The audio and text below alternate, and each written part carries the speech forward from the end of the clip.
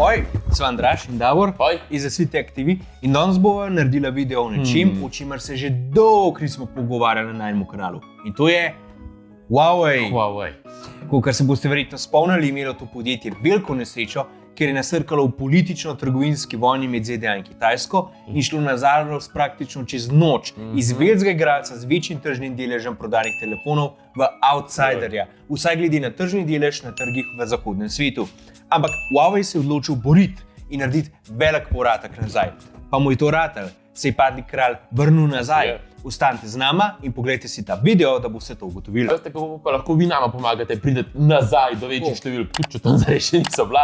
Je tako, da se naročite na tale najin kanal in nam sledite na vseh spodaj označenih omrežjih. Vaša podpora nama zelo veliko pomeni. Zahvaljujeva se pa tudi Huawei Slovenija in njegovi agenciji tukaj, ki nam je omogočila, da so vse te telefone lahko uporabljala v najinih videih. Res vam hvala. Ampak, kot mi rečeva, telefoni so sicer res da sposojeni. Konec koncev je pa najino mnenje o tem videu, samo najino, tako da pojmo kar na video, Andraž. Pejmo. Ta video sva si zamislila tako, da bova najprej naredila en povzetek, kaj se je dogajalo z Huaweijem, potem bova povedala, kako je z Googlovimi aplikacijami na njegovih telefonih oziroma kako pride do njih, na koncu pa bova naredila en zaključek, ali so Huaweijevi telefoni primerni tudi za vas. Najprej dajmo zavrteti kolo časa nazaj v leto 2019, če preden sta midva začela z najinim YouTube kanalom. Tako dolgo nazaj. Ja, je to. Takrat je bil Huawei na višku svoje moči, se je dobesedno dominiral na trgu in je bil na poti, da postane do konca tistega leta največji izdelovalec telefonov na svetu. Ko je do takrat dal ven že odlične telefone, kot so bili Mate 10 Pro, P20 Pro, Mate 20 Pro, P30 Pro, ki so bili res vsi po vrsti zelo toplo sprejeti in odlično prodajani. Pa ne samo to, da so dajali ven odlične telefone, ki so v marsičem povozili konkurenco, sploh kar se tiče vzdržljivosti baterije in kamer.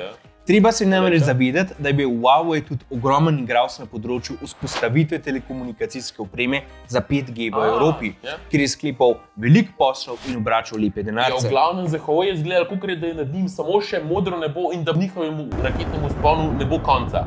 Potem pa so se začele težave, saj naj bi Američani bojda prišli do informacij, da Huawei preko svoje opreme omogoča kitajski vladi, da vohuni za njihovimi institucijami in državljani. Kaj točno se je zares dogajalo v ozadju, midva ne veva in tudi nočeva preveč špekulirati. Najverjetneje je, da je Huawei s svojim uspehom in vplivom ratal trn v peti Američanom, ki so se ga mogli hitro rešiti. Možno je tudi, da so Američani v resnici odkrili neke dokaze, da bi se prek Huawei opreme kitajska vlada lahko potencialno dokopala do občutljivih informacij. Možno je pa tudi, da je resnica pač neko vmes. No, to koncev zdaj nekako tudi ni več važno, ker se je od 2019 zgodil prvi napad ZDA na Huawei. Ameriška vlada pod vodstvom takratnega predsednika Trumpa je 16. maja 2019 prepovedala ameriškim operaterjem vgrajevanje Huaweiove mrežne opreme v infrastrukturo, potem pa ga je dodala še na svojo blacklist oziroma črni seznam, kar je pomenilo, da je bilo ameriškim podjetjem prepovedano Huawei dobavljati proizvode in storitve brez odobritve ameriške vlade. Huawei kar naenkrat ni več smel poslovati z Googlom, Intelom in Qualcommom. Ja, med drugim. S tem je Huawei ostal brez dostopa do Googlovih storitev in aplikacij preko sistema Android, oziroma povedano drugače. Huawei telefoni se niso smeli več prodajati s prednaloženimi Googlovimi aplikacijami. To je pomenilo, da ni bilo nič več prednaloženega Gmaila, YouTubea, Google Driva. Še Googlova trgovina z aplikacijami Google Play Store ni smela biti prednaložena. Zaradi tega je šel pa Huawei takrat nekako v vojni način.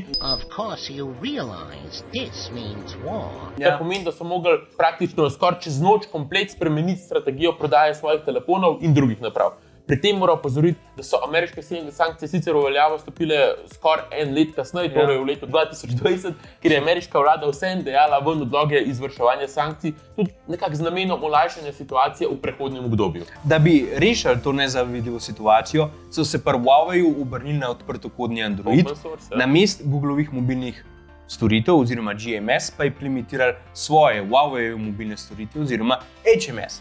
Poleg tega so odprli svojo tržnico z API App Gallery, potem pa so uvedli še plan B, svoj operacijski sistem Harmony OS, temelječ na Linuxu, ki so ga lansirali 9. avgusta 2019. Ker tudi Android temelji na Linuxu, je to hkrati pomenilo, da so se androidne aplikacije še vseeno lahko uporabljali tudi na Harmony OS, kar je bistveno olajšalo zadeve.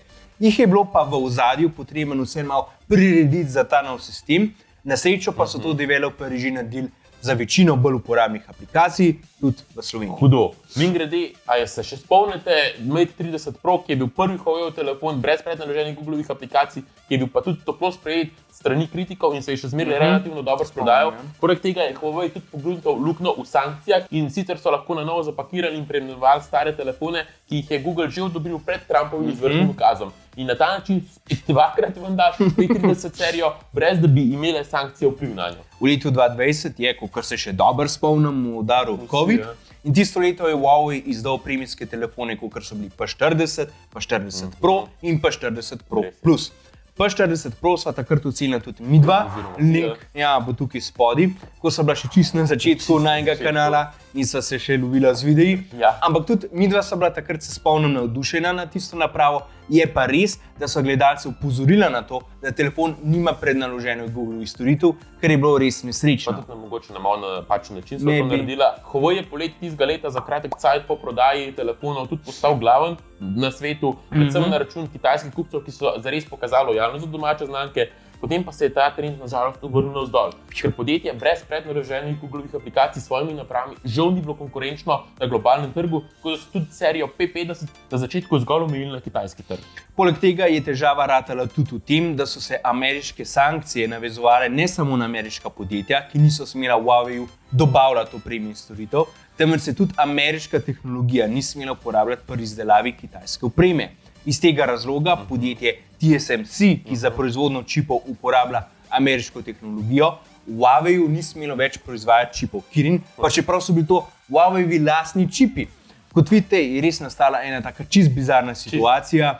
Iz tega razloga je imela serija P50 polovico čipov Kirin, ki so še ostali v zalogi, polovica je bila pa Qualcommovih.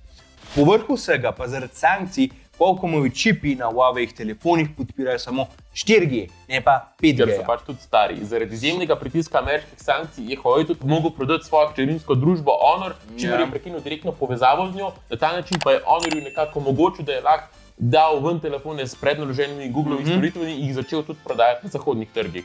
Huawei se je tudi začel bolj fokusirati na električne avtomobile in izdelavo programske opreme zanje, saj se te sankcije niso razširile na to področje. Ravno v letu 2022 je Huawei na ta način stopil v partnerstvo z BMW-jem. Dobičkonosno verjetno. V glavnem, situacija za Huawei od konca leta 2019 naprej res ni bila rožnata. Saj so dobivali en udar za drugim in so mogli sproti gasiti požare dobesedno.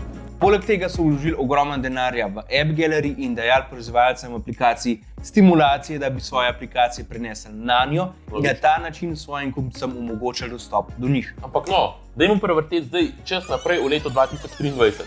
Počas teče že 4. leto ameriških sankcij proti Huaweiu in dajmo pogledati, kaj se je v tem času spremenilo, če se sploh kaj je in kaj to pomeni za povprečnega uporabnika. K sreči se je kar dosti spremenilo. Tudi glede dostopnosti do aplikacij, ki jih je zdaj večinoma mogoče najti v App Gallery prek iskalnika Petal, za vse ostalo pa poskrbi tudi G-Space. Zdaj najprej recimo par besed o App Gallery in iskalniku Petal. Posebnost slednjega je v tem, da omogoča, da najdete manjkajoče aplikacije, ki jih ni v App Gallery na alternativnih mestih, ampak so še zmeraj prikazani na enem mestu znotraj App Gallery, kar pomeni, da ne rabite hoditi na 1000 koncev. Na ta način torej najdete večino aplikacij, česar pa ne najdete, pa lahko odprete prek tako imenovanega okolja G-Space, ki omogoča poganjanje aplikacij, ki so odvisne od Googlovih mobilnih storitev in jih ne morejo poganjati Huaweiove mobilne storitve oziroma HMS. Gre za res zanimivo pogruntacjo, ker G-Space vašo Huawei napravo virtualizira in jo v internetu predstavi pod oznako starejšega modela telefona, ko prepovedi zaradi ameriških sankcij še niso stopile v veljavo. Na ta način pretenta GMS in ustvari okolje, v katerem lahko zaženete trgovino Play in preko nje inštalirate vse manjkajoče aplikacije, ki so povezane z Googlom. Res huda rešitev. Google vam bo pa zdaj vse to tudi prikazala in naj vam bo to kot neke vrste navodilo, če boste vi ali pa vaši sorodniki oziroma prijatelji kdaj kupovali Huaweiove telefone. Najprej si pogledamo, kako najdete Apple v App Gallery in še s pomočjo potem Petal Searcha. Ta test bo opravljen na telefonu P50 Pro, ki nam ga je prijazno posodil Huawei. Odličen telefon, zmagal je tudi na najnem testu kamer leta 2022, ampak več bo o tem rekla raj kasneje. Pejmo zaenkrat kar lepo na postopek. Prva stvar, ki jo naredite, je, da odprete App Gallery in v zgornji iskalnik vpišete iskano aplikacijo. oziroma če jo najdete, že med predlogi, med pisanjem ali pa pol med najtemnimi zadetki jo inštalirate, tako kot to naredite na Google Play. Zdaj, recimo, mi bomo dali za primer Viber in vidite, že med samim pisanjem nam je dal namig, da je gor, tako da mi samo damo na mesti. Prenesi zdaj. Odpreti aplikacijo. Tako. In zdaj vidite, da se nalaga. Ta normalno dela, ta je primer take, ki pač že takoj na App Galleryju najdete. Ta ni problematična načeloma. Pa se mi zdi, da je taka zelo popularna aplikacija tudi v Sloveniji. Zelo, mi veliko uporabljamo. Zdaj se je zloadala, damo odpri. In vidite, da normalno dela, če bi šli zdaj naprej. Ja, s telefonsko številko pa ne bo šla naprej, ker pač malo drugi aktiviran Viber, ne? Pa nočeva. Ne bova. Ok. Zdaj bomo šli pa na en drug primer. Namreč lahko se zgodi, da iskalnik neke aplikacije, ki jo iščemo, ne najde. In v takem primeru, če je že ni podane med predlogi, gremo na search in dajmo recimo ali pa Špar in vidite, da ga ni med predlogi. In da kar naredimo, damo iskanje in vidimo, da je pa na tem daljšem seznamu.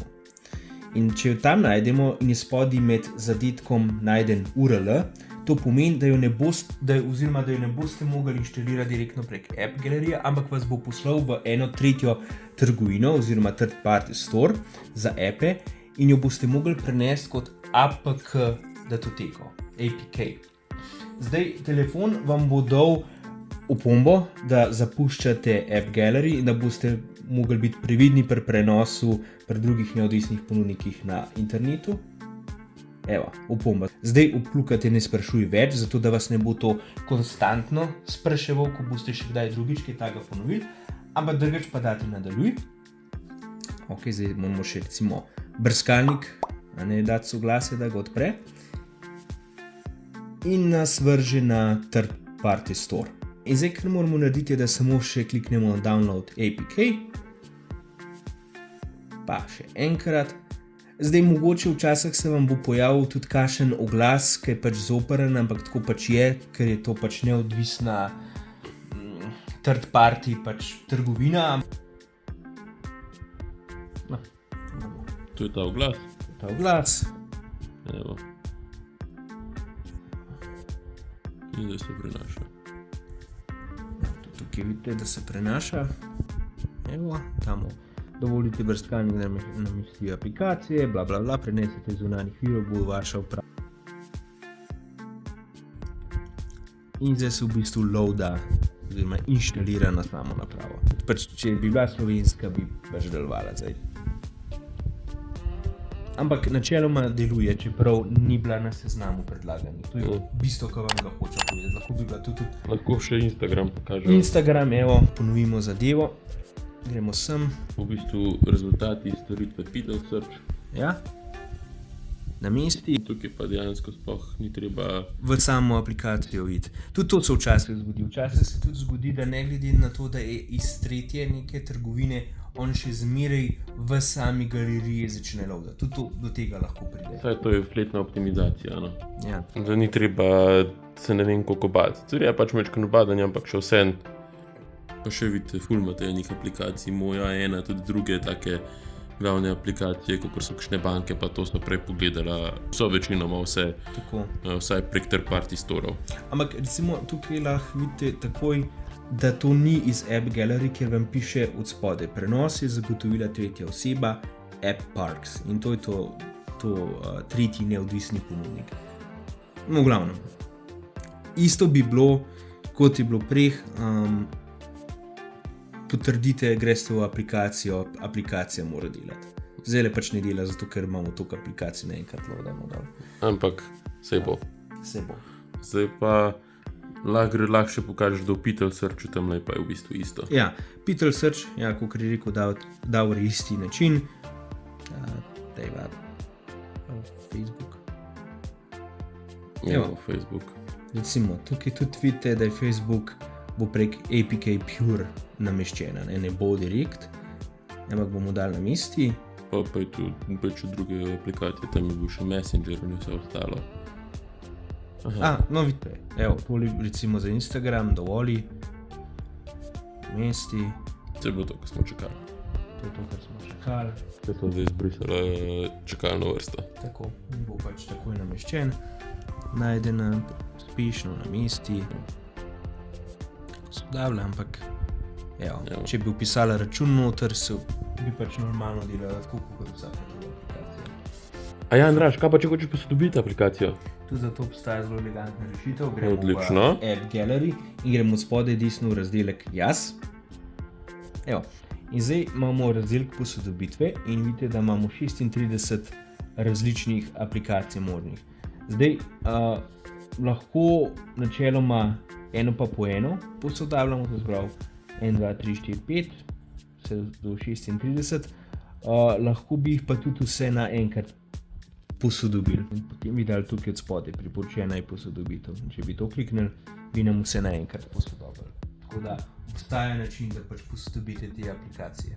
Ampak, kot sem že rekla, obstajajo določeni appi, recimo YouTube, Gmail, Google Maps, ki ne glede na vse potrebujejo Googleove storitve in take na Huawei telefon spravite s pomočjo okolja G-Space. Ne vam pokaževa, kako. No, kot je Andraž rekel, dajva pokazati zdaj, kako se še G-Space inštalira in kako lahko dobite Googleove aplikacije. No, dajmo.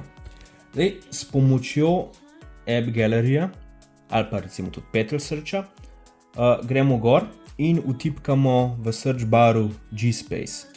Evo, tega ga je najdu tukaj in v bistvu damo na mesti. Navrže noter, damo na mesti.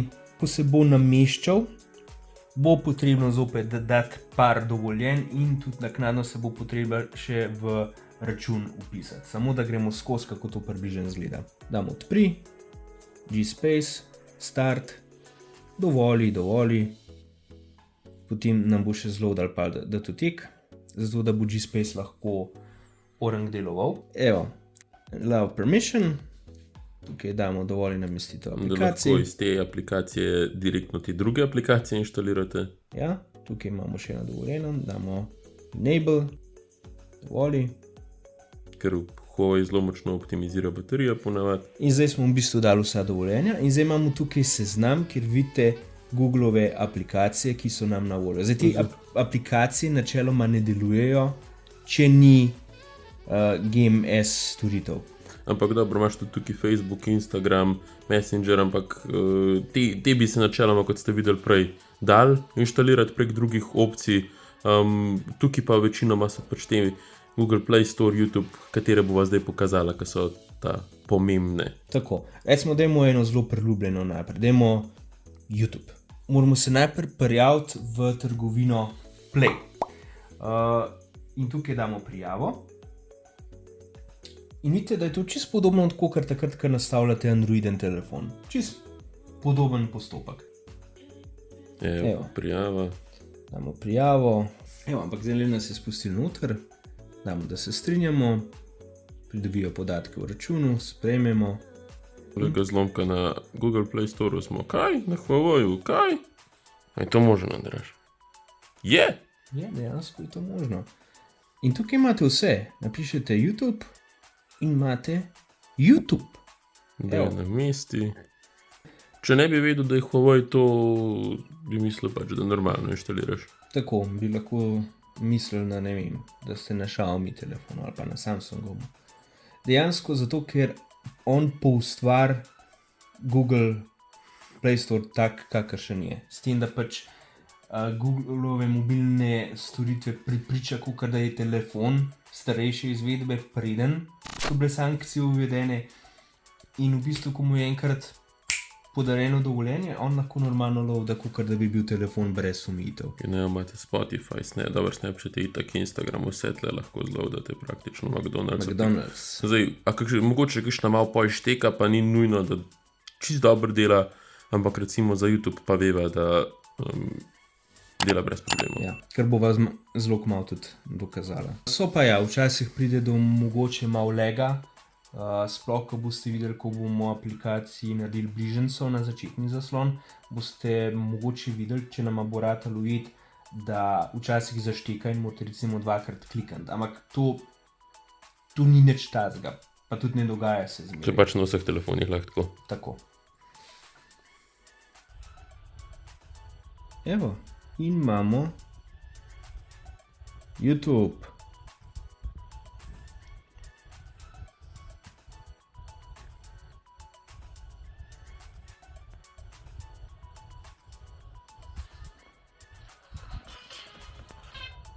Cenjene dame, spoštovani gospodje, vljudno... Evo, in to je polno delujoč YouTube. Zdaj, ker lahko še eno stvar naredimo, je, da ga v bistvu damo na začetni zaslon, naredimo bližnjico in to naredimo tako, da gremo na aplikacijo, pridržimo in nam izpiše Create Shortcut oziroma naredi bližnjico, ustvari bližnjico. Dodaj na domači zaslon, dodaj, če gremo zdaj ven, evo, vidite, da imate YouTube, pa v desnem spodnjem kotu je oznaka za G-Space, kar pomeni, da je bil pač prek G-Space zloaden. Ampak ja, imate polno delujoč YouTube. Deva hitro še Gmail, pa ne Maps pokazati, samo to, da bojo videli, da... Evo dajmo na mesti.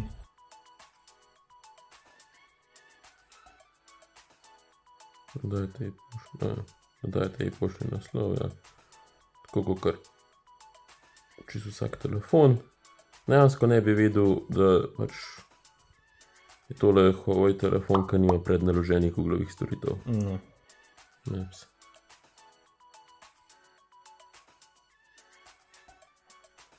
In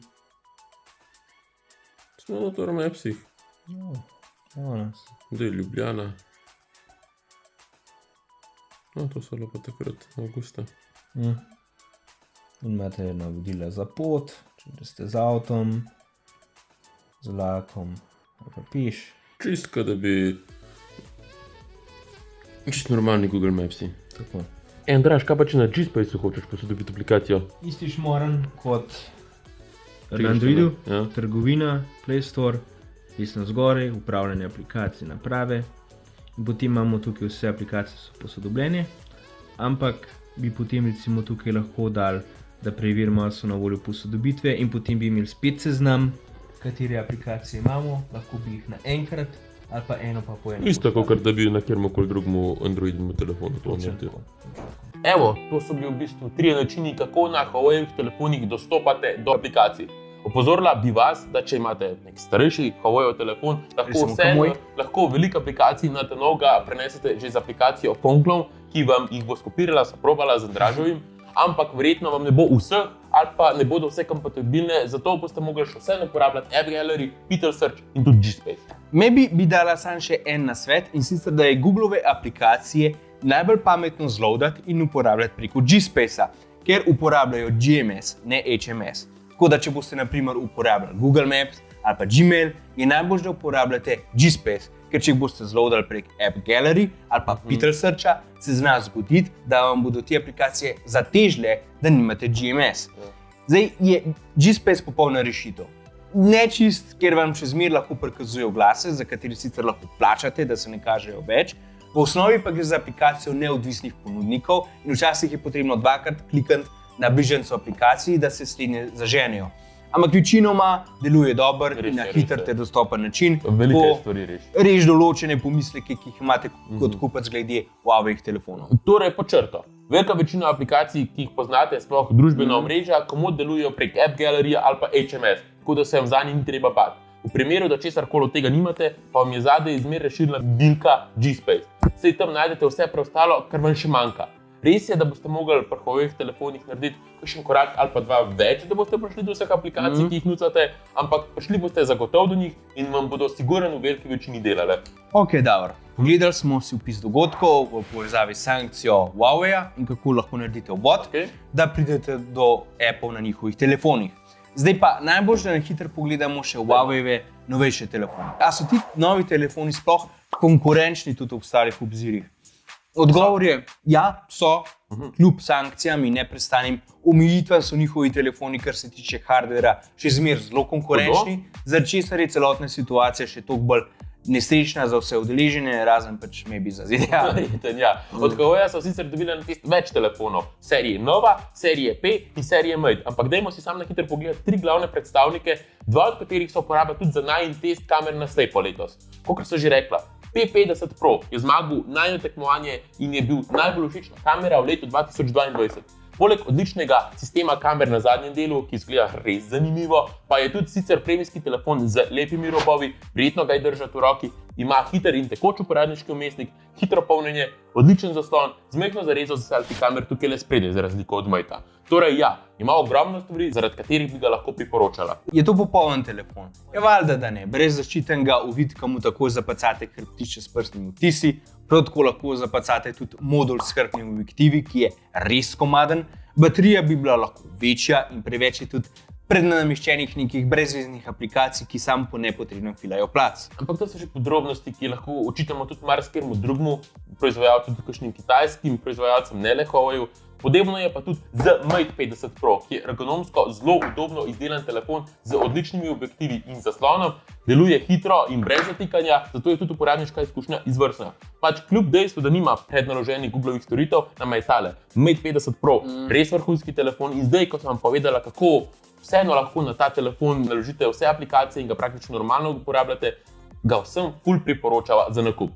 Ali pa P50 Pocket, ki je po obliki in dizajnu lepši telefon od konkurenčnih prepogljivih telefonov, poklopi se v celoti in brez kakšnih vmesnih špranj, česar Samsung Galaxy Z Flip 4 še ni zmožen, ima boljše objektive od večine konkurence, se relativno hitro polni, pa tudi odpira ter zapira se čiste koče, brez da bi imel človek pomisleke o vzdržljivosti tega prepogiba. Sta te dva telefona popolna? Valjda, da ne. Sploh Pocket bi lahko imel večjo baterijo, zunanji zaslon bi bil lahko večji in bi imel več funkcij, pa še cena je relativno visoka. Ampak spet, to so take vrste kritik, ki je lahko namenjeno tudi konkurenci, če odmislimo celotno situacijo z aplikacijami. A ja, glede pomanjkanja podpore za 5G pa še to. Iskreno, ni pomembno. Sam pogledajte se na en video, ki sva ga naredila glede trenutnega stanja 5G-ja pri nas in boste videli, da pomanjkanje 5G-ja sigurno ni razlog, da ne kupite teh telefonov, ker 5G trenutno res še ni na nivoju, da bi ga rabili nujno imeti. Za vse ostale probleme z aplikacijami torej obstajajo rešitve, kot so jih predstavila. Glede na povedano se nama zato zdi, da lahko uporabnike nekako razdeliva na 3 skupine. Prva skupina so ljudje, ki itak ne mislijo kupiti Huaweiovih telefonov, ker slišijo samo ni Googla in jih avtomatsko nehajo te telefoni zanimati. Škoda, ker, kakor sva rekla, v letu 2024 ni potrebno več razmišljati na tak način, glede na to, da za vse te probleme obstajajo že rešitve. Druga skupina so ljudje, ki sovražijo Google in so itak čisto navdušeni, da Huaweijev telefoni ne pridejo s prednaloženimi appi in Googlovimi storitvami mobilnimi. In pa je tu še tretja skupina ljudi, ki kupijo te telefone, ker so slišali, da so dobri, naredijo raziskavo, zberejo vse trenutne informacije o situaciji, poiščejo rešitve ter tako naložijo želene appe in so s svojimi Huaweiovimi telefoni čist zadovoljni. Res je. In srečna sva, da je tudi takih ljudi zmer več. Nič kolikokrat se nama je zgodilo, da sva na cesti srečala zadovoljne uporabnike, recimo P40 Pro, ki so navdušeni nad svojimi napravami in začetna odsotnost Googla sploh ni bila problem, saj so vse želene Googlove aplikacije hitro naložili. Kakor smo se pogovarjali s temi ljudmi, so pravzaprav dojela, da so Huawei telefoni verjetno najbolj androidni telefoni, čeprav sploh nimajo prednaloženih Googlovih storitev in appov. Zakaj?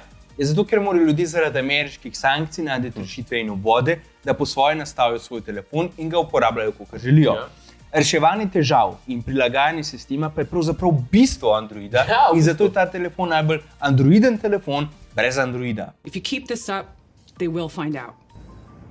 Je kralju zato uspela velika vrnitev? Ja, čeprav Huawei zares ni nikoli nikamor šel. Boljše vprašanje je, ali je Huawei uspela velika vrnitev na zahodni trg. Po najnem mnenju mu je v veliki meri ratal, zdaj je treba samo še spremeniti način, kako se o njih govori v javnosti. Ne, da se še naprej govori, da so to telefoni brez Googla, ampak da so to telefoni brez prednaloženih Googlovih storitev, kar se pa vse lahko zelo hitro da rešiti. In še eno vprašanje, a je Huawei obupal in vrgel puško v koruzo? Daleč od tega. To je zgodba o šampionu, ki je padel s prestola in se zdaj počasi nazaj spenja na zahodnem trgu, da bi si povrnil titulo, ki jo je že imel. Če sta tako kot midva, po izmeri, fajn navijati za underdoga, se nama zdi. Evo, tole je bil video o Huawei vrnitvi. Upava, da je bil poučen in da bo se zaradi njega dobil nov pogled na Huawei in njegove telefone. Huawei Slovenija in njegovi agenciji se še enkrat Hvala. zahvaljujeva, da so nama posodili svoje telefone. Res zelo cenjava in upava na nadaljne sodelovanje z vami. Upava tudi, da naj boste vi še naprej spremljali na tem najnem kanalu. Naj bo to za danes vse in se že kmalu vidimo v naslednjem videu. Čau.